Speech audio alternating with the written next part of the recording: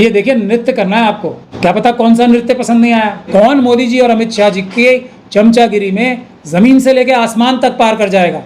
अभी धनखड़ साहब की चमचागिरी क्या कम थी, बताओ मुझे। भगवान और देवता और पता नहीं क्या क्या नहीं कह दिया मोदी जी को उन्होंने। मोदी जी को एक इतनी सी बात बुरी लग गई तो फिर टेंडर खुला हुआ है ना अभी तो वाइस प्रेसिडेंट साहब के लिए। जो आज तक जितने आपके चमचे रहे उनसे भी बड़ा चमचा साबित होगा। धनखड़ साहब से यही तो गलती हो गई कि वो खुद मोदी जी को पढ़ने में गलती कर बैठे, उसी का तो अंजाम मिला है। और बड़ा आंदोलन लॉन्च करने की एक घोषणा की है और मुझे ऐसा लगता है कि अगर बड़ा आंदोलन सड़कों पे हो गया तो पूरे देश की जनता उनके साथ खड़ी होगी।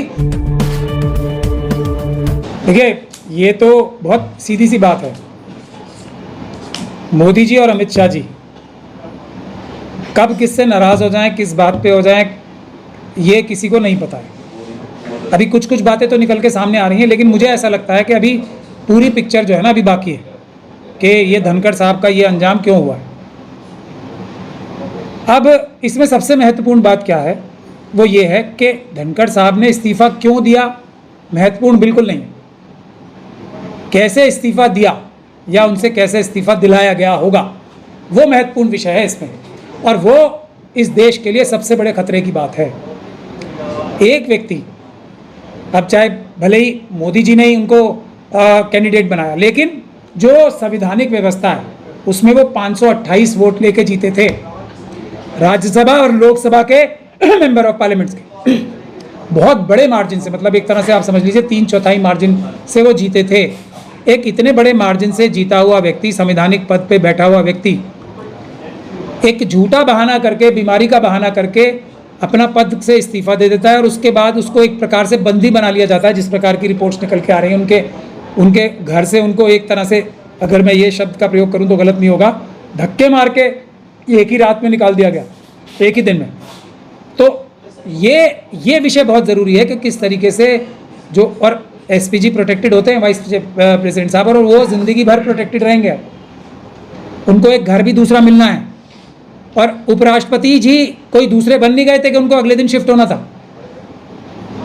मैं ये क्यों कह रहा हूँ कि कोई नए उपराष्ट्रपति जी बन नहीं गए थे अभी, क्योंकि एक चीफ जस्टिस साहब भी हैं, चंद्रचूड़ साहब, उन्हीं के ग्रुप के ही एक जो जज थे जिनके घर से जले हुए नोट बरामद हुए, वर्मा साहब, यशवंत वर्मा जज साहब, उनके गैंग के जो बॉस माने जाते हैं, उनके जो ग्रुप के बॉस माने जाते हैं चंद्रचूड़ साहब, क्योंकि मोदी जी को अपने पारिवारिक एक तरीके से पूजा में भी अपना बड़े भाई के तौर पे अपनी फैमिली के सबसे मुखिया होने के रूप में पूजा भी करवाते हैं, तो उनका भी घर खाली होना था जब वो चीफ जस्टिस नहीं रहे।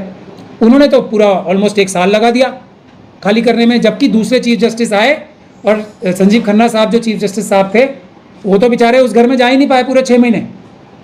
तो इन दोनों को अगर आप बैलेंस करेंगे तो एक तरफ तो क्या है, गाजर, और दूसरी तरफ डंडा।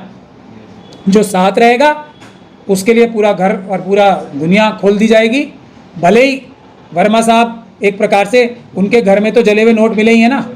अब मैं वर्मा साहब को कुछ बुरा नहीं बोलता था आज से पहले, लेकिन ये भी कहता था उनको, उनके ऊपर शक करना बगैर कानूनी प्रक्रिया के गलत बात है। लेकिन जब से उन्होंने अब तक FIR तक दर्ज नहीं कराई है, वो इस बात को साबित करती है कि हाँ, दाल में काला नहीं, दाल में बहुत बड़ा काला है। और जिस प्रकार के लोग उन्हें डिफेंड करने आ रहे हैं, तो अब मैं वापस उपराष्ट्रपति जी के ऊपर आता हूँ। आप ये देखिए कि कांग्रेस के अंदर जो स्लीपर सेल थे, जयराम रमेश जी, उनसे उनकी कितनी नज़दीकी थी। ठीक है, सारी की सारी खबरें कांग्रेस को गलत रास्ते पे ले जाने का एक बहुत बड़ा जरिया उपराष्ट्रपति महोदय थे। मतलब इतना बड़ा महत्वपूर्ण कार्य कर रहे थे वो जयराम रमेश जी के साथ मिलकर, ये समझ लीजिए आप। उसके बाद भी कौन सी बात नापसंद होगी। अब उन्होंने ये सोचा होगा, जो उनसे गलती हुई है, जो मुझे समझ में आती है एक बड़ी गलती, कि वो ये समझने लगे कि मोदी जी और अमित शाह जी, क्योंकि लोकसभा में भी सिग्नेचर कैंपेन हो रहा है, तो शायद मोदी जी और अमित शाह जी जस्टिस यशवंत वर्मा साहब को सच में हटाना चाहते हैं। तो उन्होंने भी बेचारे ने कार्रवाई कर दी बिना मतलब मोदी जी से डायरेक्ट बात किए। तो ये बात इतनी सी उनको नापसंद हुई और उसके बाद आप उनका अंजाम देख सकते हैं। हिरेन पांड्या को नहीं जानते आप? हिरेन पांड्या साहब को जानते हो? अडवाणी जी ने क्या गुनाह किया था मोदी जी के साथ, ये बता दो आप मुझे। अडवाणी जी के ही तो चेले थे ये, उनके चरणों में बैठते थे हाथ जोड़ के।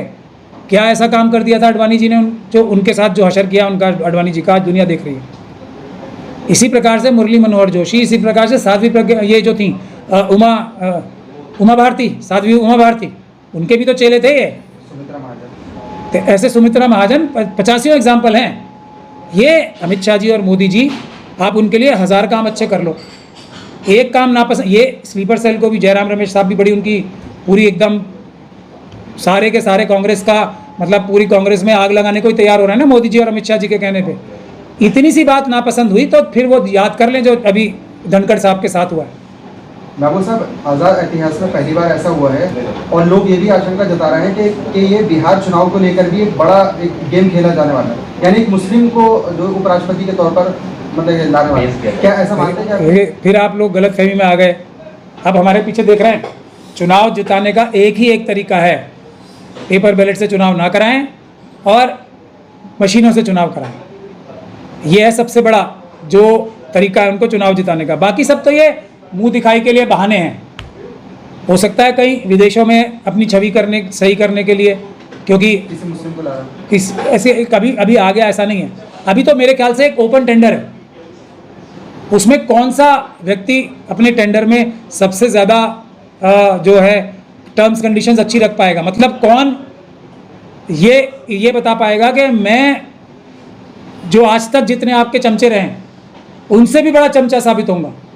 ये टेंडर खुला हुआ है ना अभी तो वाइस प्रेसिडेंट साहब के लिए, किसी भी पद के लिए यही टेंडर होता है मोदी जी और अमित शाह के। कौन मोदी जी और अमित शाह जी के चमचागिरी में ज़मीन से लेकर आसमान तक पार कर जाएगा। अभी धनखड़ साहब की चमचागिरी क्या कम थी बताओ आप मुझे, भगवान और देवता और पता नहीं क्या क्या नहीं कह दिया मोदी जी को उन्होंने। लेकिन फिर एक चीज़ नापसंद आ गई, छोटी सी चीज़ होगी कोई, कि उन्होंने शायद उनको अंदाज़ा गलत लग गया कि शायद ये जस्टिस वर्मा को हटाना चाहते हैं, इसलिए उन्होंने जल्दी से थोड़ा काम कर दिया। लेकिन कहा जा तो इसीलिए हम ये कह रहे हैं कि अभी तो टेंडर खुला हुआ है, यहाँ कोई धर्म नहीं देखा जा रहा है, यहाँ कौन कितना बड़ा चमचा बनने की क्षमता रखता है ये देखा जा रहा है। देखिए अमित शाह जी तो जस्टिस वर्मा के केस में पहले दिन से इन्वॉल्व है, क्योंकि दिल्ली पुलिस के अधिकारी वहाँ थे और दिल्ली पुलिस के अधिकारियों ने 5 मिनट के अंदर अंदर कमिश्नर साहब ने बता दिया होगा अमित शाह साहब को। और उसके बाद से जो भी वहाँ पे हुआ, नोटों की जब्ती नहीं की गई, सीसीटीवी फुटेज को मिटा दिया गया, वो क्या अमित शाह साहब की मर्जी के बगैर पत्ता भी हिल सकता था। फिर उसके बाद अब उसके आगे हम चलते हैं, जस्टिस वर्मा को डिफेंड करने कौन कौन आ रहे हैं। कपिल सिब्बल साहब। कपिल सिब्बल साहब कौन है? कपिल सिब्बल साहब वो हैं जिन्होंने G23 का निर्माण किया कांग्रेस पार्टी में, ठीक है। कपिल सिब्बल साहब वो हैं जो कि राज्यसभा में इस महाअभियोग में वोट भी देंगे, लेकिन उनके वकील बन गए जस्टिस वर्मा के। क्या ये नैतिकता है? ये कॉन्फ्लिक्ट ऑफ इंटरेस्ट नहीं है ना। अब अगले आप अब एग्जाम्पल पे आ जाइए। जो दूसरा एग्जाम्पल है वो है मुकुल रोहतगी साहब का। मुकुल रोहतगी साहब तो बीजेपी और आरएसएस के सबसे जाने माने सबसे बड़े वकीलों में से एक हैं। वो तो अटॉर्नी जनरल भी रहे ना बीजेपी के समय में, इससे पहले तो अटॉर्नी जनरल वही थे ना, थे क्या नहीं थे? तो ये भी बीजेपी के। जो दूसरे 2 वकील हैं वो भी बीजेपी के ही एकदम क्लोज हैं, जो 2 सीनियर वकील दूसरे हैं। तो ये सारे के सारे जो आरएसएस और बीजेपी के क्लोज लोग हैं वो जस्टिस वर्मा को प्रोटेक्ट करने के लिए ज़मीन आसमान एक किए हुए हैं। और आप लोगों को क्या लगता है मोदी जी जस्टिस वर्मा को सज़ा दिलाना चाहते हैं? हाँ, क्योंकि वो तो चंद्रचूड़ साहब के जो ग्रुप है उसके मेंबर है ना। तो हाँ, मोदी जी दिखाना ये चाहते हैं कि क्योंकि पूरे देश में जस्टिस वर्मा के जो कांड हुआ है उससे बहुत ज़्यादा नाराज़गी है, तो दिखाना ये चाहते हैं कि हाँ मैं जस्टिस वर्मा के खिलाफ एक्शन लेना चाहता हूँ, लेकिन लेना नहीं चाहते, सिर्फ दिखावा करना था। अब यहाँ पे क्योंकि धनखड़ साहब से यही तो गलती हो गई कि वो खुद मोदी जी को पढ़ने में गलती कर बैठे, उसी का तो अंजाम मिला है। तो ये है सच्चाई, कोई ऐसी बात नहीं है। और बिहार का चुनाव मैं फिर आपको बता रहा हूँ, जीतने का यही तरीका है। ये जो वोट काटे जा रहे हैं और ये अच्छा हो रहा है कि ये एक नया जो SIR का जो कार्यवाही शुरू की है, वो तो उन्हें लग रहा था कि शायद मशीनें भी कम पड़ जाएंगी, मतलब बाकी सारी धोखाधड़ियाँ जो करते हैं वो फर्जीवाड़ा करते हैं इलेक्शन में, वो भी कम पड़ जाएंगी। तो करीब 61 लाख के करीब वोटों को एकदम हटाने का काम किया है जो आरएसएस और बीजेपी के खिलाफ वोट जाते हैं। लेकिन उसकी अच्छी बात यह है कि अब मेरे ख्याल से जो अपोजिशन पार्टीज़ हैं वो अपने अपने स्लीपर सेल से थोड़ी सी दूरी बनाई है। और जयराम रमेश साहब तो पूरी तरीके से एक्सपोज ही हो गए इस सारे कांड में, वो तो रंगे हाथों पकड़े ही गए। तो उसके बाद जो है अब राहुल गांधी जी ने भी, खड़गे साहब ने भी और तेजस्वी यादव जी ने भी इलेक्शन बायकॉट और बड़ा आंदोलन लॉन्च करने की एक घोषणा की है। और मुझे ऐसा लगता है कि अगर बड़ा आंदोलन सड़कों पे हो गया तो पूरे देश की जनता उनके साथ खड़ी होगी और चुनाव जो है ना, फिर SIR तो ख़त्म हो ही जाएगी 100%। बल्कि चुनाव भी मतपत्र से हो जाएंगे। ऐसा भी हम लोगों को कानूनी कार्रवाई करके रिजल्ट हासिल करने में फ़ायदा हो जाएगा। लेकिन बिहार की जनता के ऊपर अब देश की बहुत बड़ी जिम्मेदारी है कि ये आंदोलन जो अब शुरू हो रहा है उसमें वो बड़ी संख्या में एक बड़ा आंदोलन बिहार से शुरू हो और पूरे देश में फैले, क्योंकि ये एनआरसी की कार्रवाई दोबारा शुरू कर दी। लेकिन चुनाव आयोग ने एक नोटिफिकेशन दोबारा जारी किया है और वो ये कहा है कि अब देश भर में SIR होगा। नहीं, वो तो एनआरसी की प्रक्रिया है ना, पूरे देश में लागू कराने की काम जो शुरू कर रहे हैं। तो CA-NRC वाले प्रोटेस्ट भी, और दूसरा SIR और मतपत्र से दोबारा चुनाव कराने के अगर आंदोलन छिड़ गया तो इस देश में भारतीय जनता पार्टी जो है पॉलिटिकली एकदम हाशिए पे पहुंच जाएगी। कोई भी इलेक्शन में उनको जमानतें भी बचाना मुश्किल पड़ जाएगा। JDU और पासवान साहब की पार्टी की तो एक आध सीटें जीत जाया करेंगी, लेकिन क्योंकि वो डायरेक्टली RSS और BJP से संबंधित नहीं है, लेकिन BJP और RSS की तो एक भी सीट जीतने के लाले पड़ जाएंगे पूरे देश में। बिहार उसकी शुरुआत करेगा। तो जो ये विपक्ष कर रहा है, क्या लग रहा है कि SIR रुकेगा या देखिए, अगर आंदोलन होगा तो रुकेगा। सुप्रीम कोर्ट में मुझे नहीं लगता कुछ भी होने जा रहा है। सुप्रीम कोर्ट में अगर कोई लोग ये सोच रहे हैं, क्योंकि सुप्रीम कोर्ट को तो एक तरीके से चुनाव आयोग ने अंगूठा दिखा दिया।